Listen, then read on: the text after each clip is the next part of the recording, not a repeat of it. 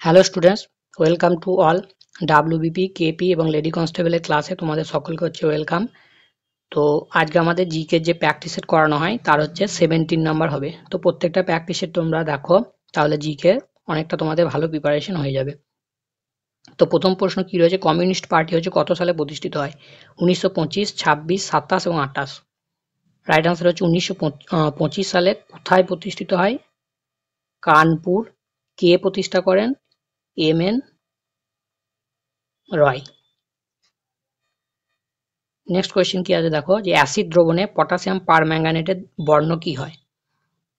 তো potassium permanganate এটা হচ্ছে একটা নির্দেশক বা ইন্ডিকেটর, যেগুলো অ্যাসিড বা ক্ষার টেস্ট করতে কাজে লাগে। তো এটার অ্যাকচুয়াল বর্ণ হচ্ছে গোলাপি, কিন্তু অ্যাসিড দ্রবণে সেটা হয়ে যায় বর্ণহীন। তাহলে রাইট আনসার হচ্ছে তোমাদের অপশন ডি, বর্ণহীন। পটাশিয়াম পারম্যাঙ্গানেটের সংকেত মনে রাখতে হবে KMnO4। এবার আরও কিছু সংকেত তোমাদের মনে রাখতে হবে যেগুলো আছে, যেমন ধরো nitric acid HNO3, hydrochloric acid HCl, sulphuric acid H2SO4।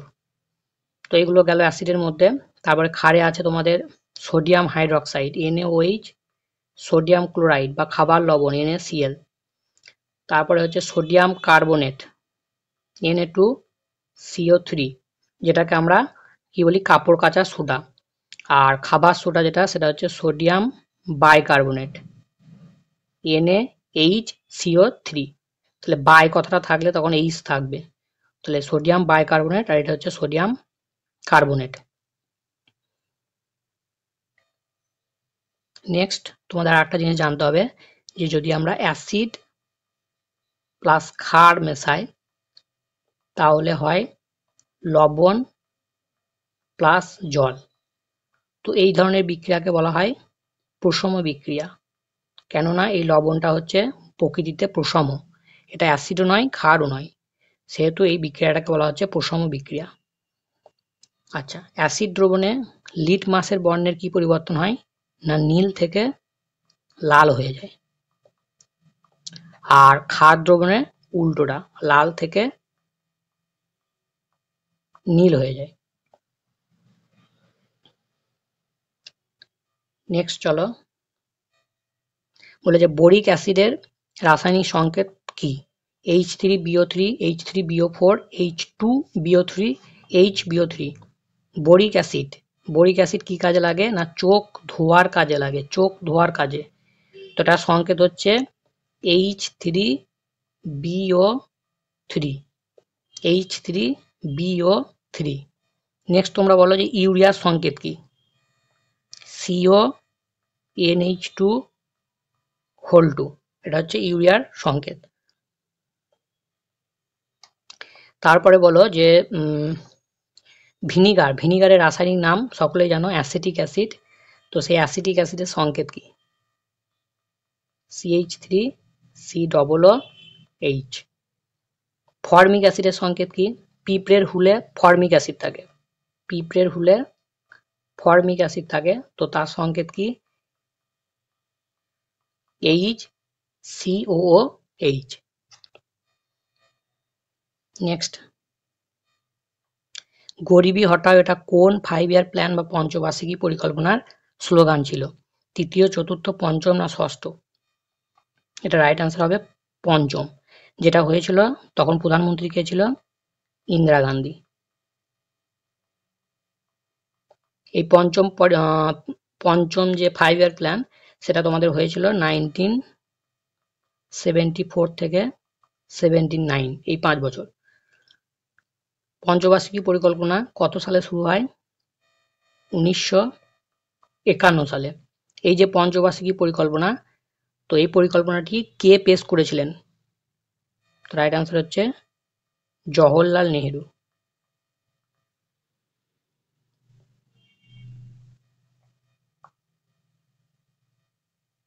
তারপর বলেছে সিড হচ্ছে কোন দেশের মহাকাব্যের নাম? জার্মানি, স্পেন, ইংল্যান্ড এবং ফ্রান্স। এটা WBP তে তোমাদের এসেছিল, এটা রাইট আনসার হচ্ছে স্পেন।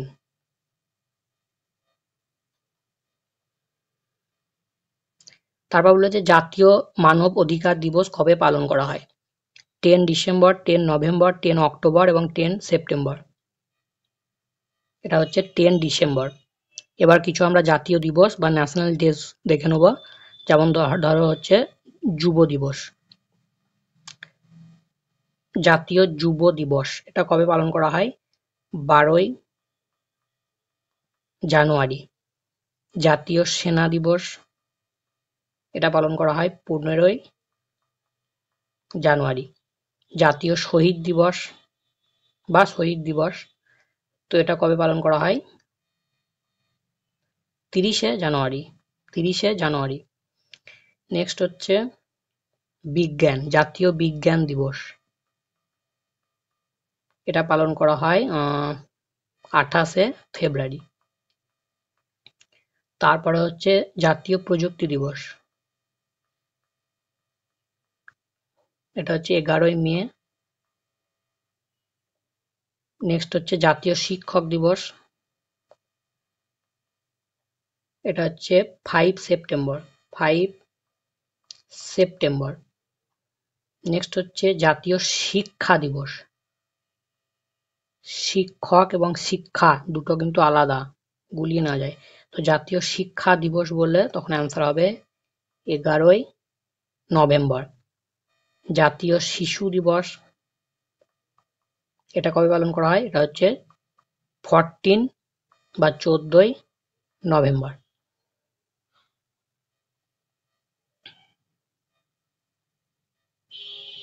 তারপর বলেছি ইথিলিনের রাসায়নিক সংকেত কোনটি? CH4, C2H2, C2H4, C3H6। CH4 এটা হচ্ছে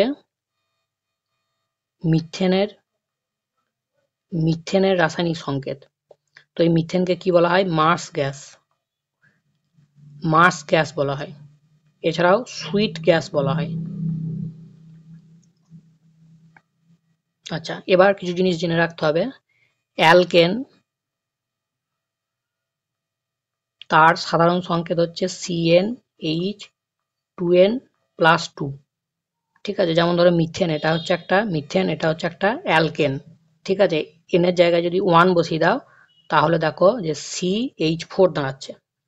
একইভাবে এনের জায়গায় যদি 2 বসাও তাহলে C2H6 দাঁড়াচ্ছে। তাহলে এইভাবে অ্যালকেনগুলো হবে। নেক্সট হচ্ছে যে অ্যালকিন। অ্যালকিন যদি হয় তাহলে রাসায়নিক সংকেত হয়ে যাবে CnH2n। CnH2n। তাহলে ইথিলিন এটা হচ্ছে একটা অ্যালকিন।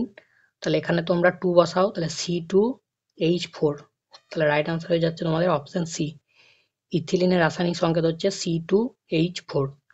আর অ্যালকাইন যদি বলে, অ্যালকাইন সেক্ষেত্রে রাসায়নিক সংকেত হবে, আচ্ছা মুছে দিই দাঁড়াও। তো অ্যালকাইন সেক্ষেত্রে রাসায়নিক সংকেত হবে CnH2n-2। যেমন ধরো অ্যাসিটিলিন। অ্যাসিটিলিন এটা হচ্ছে একটা অ্যালকাইন। তো সেক্ষেত্রে তোমরা এই ফর্মুলা ইউজ করলে অ্যাসিটিলিনের রাসায়নিক সংকেত পেয়ে যাবে। 2 বসাও তাহলে C2H2। তাহলে এটা হচ্ছে এই যে অপশন বি, এটা হচ্ছে অ্যাসিটিলিনের রাসায়নিক সংকেত। ক্লিয়ার? তাহলে ইথিলিনের রাসায়নিক সংকেত কোনটা দাঁড়ালো? Option C.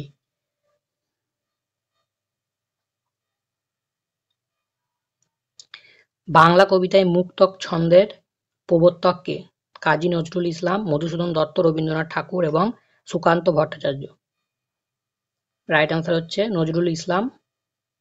প্রথম কাব্য অগ্নিবীণা, যেটা পরীক্ষায় আসে খুব, অগ্নিবীণা।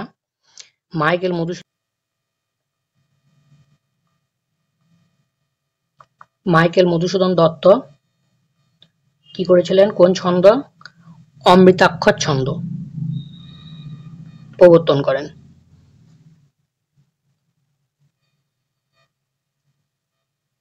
নেক্সট আছে পশ্চিমবঙ্গের ক্ষুদ্রতম জেলা কোনটি? কলকাতা, মুর্শিদাবাদ, মালদা না উত্তর দিনাজপুর?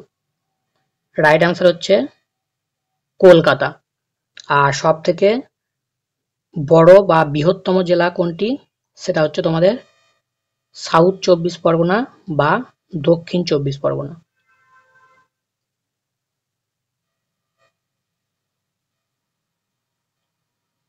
তারপর বলেছে কুদানকুলাম পারমাণবিক শক্তি কেন্দ্রটি কোথায় অবস্থিত?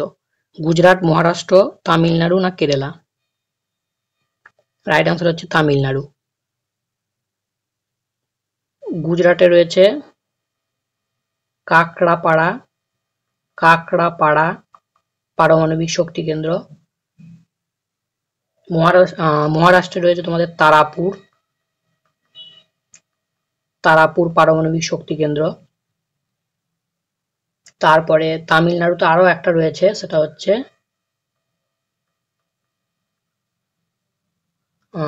কালপক্কম।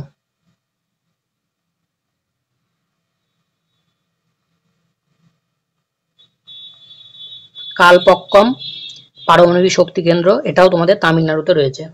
তারপরে বলো যে নারোরা শক্তি কেন্দ্র, খুব ইম্পর্টেন্ট, নারোরা পারমাণবিক শক্তি কেন্দ্র এটা কোথায় রয়েছে? এটা হচ্ছে ইউপি বা উত্তরপ্রদেশে রয়েছে।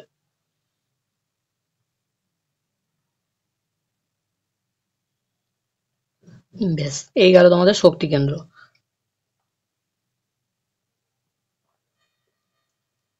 আচ্ছা, আর একটা আছে কায়গা পারমাণবিক শক্তি কেন্দ্র, এটা কোথায় রয়েছে? এটা রয়েছে কর্ণাটক, এটা কর্ণাটকে রয়েছে।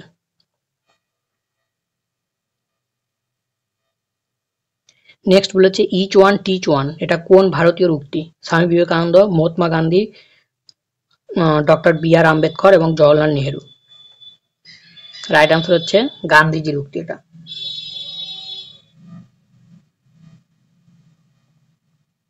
তারপর বলেছে কোনো বস্তুকে উপরের দিকে ছুঁড়ে দিলে সর্বোচ্চ বিন্দুতে, অপশনগুলো দেখো, তো কোনো বস্তুকে যদি আমরা উপরের দিকে ছুঁড়ে দিই তাহলে এই যে সর্বোচ্চ বিন্দু, এখানে কিছুক্ষণের জন্য কি হয়? বস্তুটা স্থির হয়ে যায়। তাহলে বস্তুর বেগ হচ্ছে 0, তাহলে বেগ 0 হলে গতিশক্তি হবে 0। গতিশক্তির ফর্মুলাটা মনে রাখবে, হাফ এম ভি স্কোয়ার, যেখানে এমটা হচ্ছে যে ভর আর হচ্ছে ভিটা হচ্ছে বেগ। তাহলে কোশ্চেনটা এরকম আসতে পারে যে গতিশক্তি কোন কোন রাশির উপর নির্ভর করে, তখন হয়ে যাবে তোমাদের ভর এবং বেগ। তাহলে এটা রাইট আনসার হচ্ছে গতিশক্তি 0, আর স্থিতিশক্তি সেক্ষেত্রে হচ্ছে এম জি এইচ, এমটা হচ্ছে ভর আর এইচটা হচ্ছে উচ্চতা। তাহলে সর্বোচ্চ বিন্দুতে স্থিতিশক্তিটা কিন্তু, হাইটটা সর্বোচ্চ হচ্ছে, তাহলে স্থিতিশক্তিটা সর্বোচ্চ হবে। সর্বোচ্চ বিন্দুতে গতিশক্তি 0 এবং স্থিতিশক্তি হচ্ছে সর্বোচ্চ। আর সর্বনিম্ন বিন্দুতে যদি বলে তাহলে গতিশক্তি সর্বোচ্চ, কিন্তু হাইটটা 0 হবার জন্য স্থিতিশক্তি হবে 0। আর গতিশক্তি এবং স্থিতিশক্তি এদেরকে একত্রে কি বলে? এদেরকে একত্রে বলে যান্ত্রিক শক্তি, এদেরকে একত্রে বলে যান্ত্রিক শক্তি। আর একটা কোশ্চেন আছে যে ওই যে ঘড়ির স্প্রিংকে যখন গোটানো হয় তখন সেখানে কোন শক্তি সঞ্চিত হয়? সেটা হচ্ছে স্থিতিশক্তি। তাহলে এই কোশ্চেনটার রাইট আনসার কি হলো? গতিশক্তি 0। তারপর বলেছে শেয়ার মার্কেট কে নিয়ন্ত্রণ করে? আরবিআই, সেবি, এসবিআই এবং আরবিআই ও এসবিআই একত্রে। শেয়ার মার্কেট কন্ট্রোল করে সেবি। ঠিক আছে, তো সেবি কত সালে প্রতিষ্ঠিত হয়? 1988। হেডকোয়ার্টার কোথায়? হেডকোয়ার্টার রয়েছে মুম্বাই, হেডকোয়ার্টার রয়েছে সেবির মুম্বাইয়ে। আরবিআই কত সালে প্রতিষ্ঠিত হয়? সেটা হচ্ছে 1935 সালের, ডেটটা মনে রাখবে, 1 April. Reserve bank of India.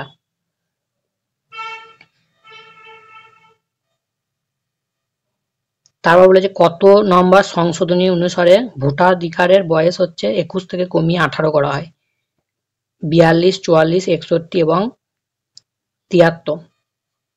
তো এটা করা হয়েছিল 61 অ্যামেন্ডমেন্ট।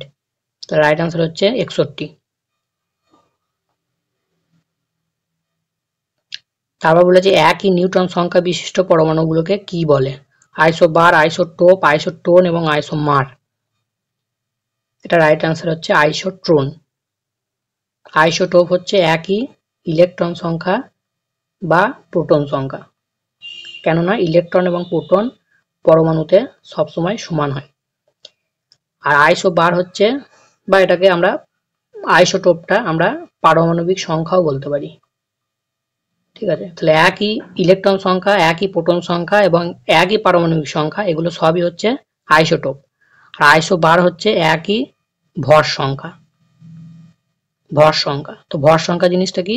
ভর সংখ্যা হচ্ছে প্রোটন এবং নিউট্রনের যোগফলকে ভর সংখ্যা বলে। তাহলে একই ভর সংখ্যাকে আমরা কি বলবো? আইসোবার।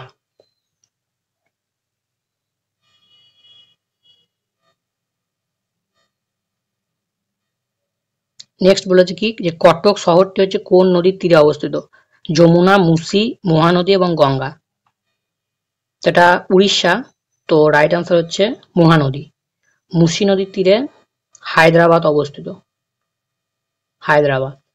আর যমুনা নদীর তীরে হচ্ছে তোমাদের, যমুনার তীরে হচ্ছে দিল্লি, আগ্রা, মথুরা, এগুলো হচ্ছে সবই যমুনার তীরে। ক্লিয়ার? বেশ। তারপর বলেছে যে হুড্রু জলপ্রপাতটি কোন নদীর উপর দেখা যায়? মহানদী, কৃষ্ণা, সুবর্ণরেখা এবং কাবেরী। তো এটা আজকেই ওয়ালে পোস্ট করা হয়েছিল, তো এটা রাইট আনসার হচ্ছে সুবর্ণরেখা নদী।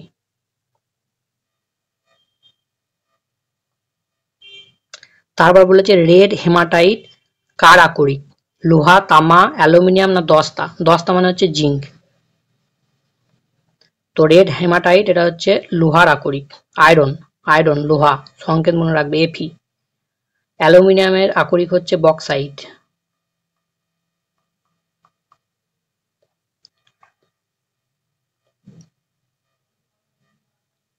তারপর বলেছে পেপসিন উৎসেচকটি কোনটির পরিপাকে সাহায্য করে? কার্বোহাইড্রেট, প্রোটিন এবং ফ্যাট, খনিজ পদার্থ। তো পেপসিন যে এনজাইম, সেটা সাধারণত প্রোটিনের পরিপাকে হচ্ছে সাহায্য করে, তাহলে প্রোটিন হচ্ছে তোমাদের রাইট অ্যান্সার। আচ্ছা, কার্বোহাইড্রেট, প্রোটিন এবং ফ্যাট, যদি এই তিনটে থেকে আমরা সব থেকে বেশি পরিমাণে শক্তি কোনটা থেকে পাই? সেটা হচ্ছে, সবগুলো যদি ধরো একই অ্যামাউন্টে নিই, 1 গ্রাম 1 গ্রাম 1 গ্রাম, তাহলে ফ্যাট থেকে হচ্ছে সব থেকে বেশি আমরা শক্তি পেয়ে থাকি।